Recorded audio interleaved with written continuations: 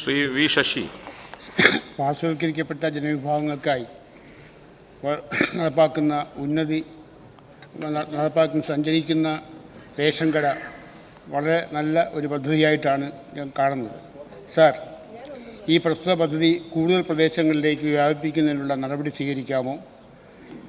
ഈ പദ്ധതി നടപ്പാക്കുമ്പോൾ എല്ലാ സ്ഥലങ്ങളിലും ചെന്നെത്താൻ ആവശ്യമായ വാഹന സൗകര്യത്തിൻ്റെ അപര്യാപ്തത നിലവിലുണ്ട്.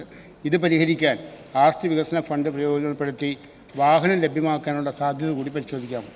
Yes minister. സർ, ബഹുമാനപ്പെട്ട അംഗം സൂചിപ്പിച്ച ഇതിൻ്റെ ഫലമായി തന്നെ നമുക്ക് കേരളത്തിൽ മുൻഗണനാ കാർഡുകാർ AAY കാർഡുകാർ 99% പേരും റേഷൻ വാങ്ങാൻ കഴിയുന്ന തരത്തിലേക്ക് നമുക്ക് എത്താൻ സാധിച്ചിട്ടുണ്ട്. ആ നിലയിൽ ഭക്ഷ്യധാന്യങ്ങൾ ലഭ്യമാക്കാൻ പ്രയാസകരമായ ഉന്നതികളിലടക്കം ഇന്ന് വ്യാപിപ്പിക്കാനാണ് ഉദ്ദേശിക്കുന്നത്.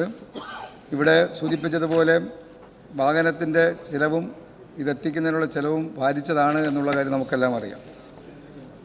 അതിൽ കുറച്ചെങ്കിലും ആ ബാധ്യതകൾ ഒഴിവാക്കാൻ MLA-മാർക്ക് ഇവിടെ ആസ്തി വികസന ഫണ്ട് ഉപയോഗിച്ചുള്ള വാഹനം പ്രയോജനപ്പെടുത്താൻ കഴിയുമോ എന്നുള്ള കാര്യം ബഹുമാനപ്പെട്ട ധനമന്ത്രിയുമായി ഞാൻ ചർച്ച നടത്തിയിട്ടുണ്ട്.